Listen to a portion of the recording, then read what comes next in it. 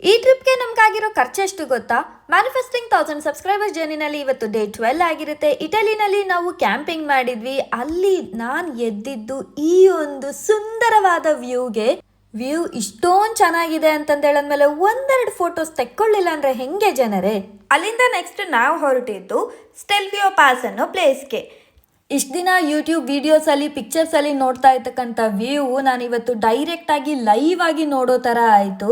I am so happy. ಮತ್ತು ನಾವು rent ಮಾಡಿದ ಕಾರ್ ಬಂದುಬಿಟ್ಟು ಆಡಿ ಕಾರು. ಇದ್ರ charge €220 with insurance for 4 days. Guys, don't you think this view deserves a moment?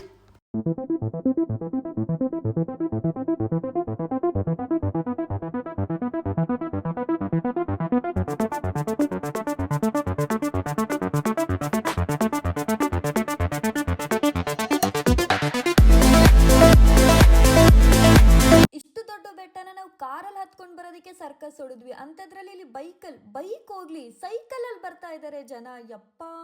ಅಲ್ಲಿಂದ next ಒಂದು coffee ಬ್ರೇಕ್ನ ತಗೊಂಡು ನಮ್ಮ ಜರ್ನಿನ ಕಂಟಿನ್ಯೂ ಮಾಡಿದ್ವಿ. ಮತ್ತೆ ನಿಮ್ಮಲ್ಲಿ ಯಾರಿಗಾದ್ರೂ ಜರ್ಮನ್ ಲೈಸೆನ್ಸ್ ತಗೊಳ್ಳೋದ್ರಲ್ಲಿ ಇಂಟ್ರೆಸ್ಟ್ ಇತ್ತು ಅಂತಂದ್ರೆ ಅದ್ರ ಕಂಪ್ಲೀಟ್ ಪ್ರೊಸೀಜರ್ ವಿಡಿಯೋನ ನಾನು ಯೂಟ್ಯೂಬ್ ಚಾನಲ್ನಲ್ಲಿ ಅಪ್ಲೋಡ್ ಮಾಡಿದ್ದೀನಿ. So don't forget to check. And current subscribers count ಬಂದ್ಬಿಟ್ಟು 489 ಆಗಿದೆ ಗೈಸ್.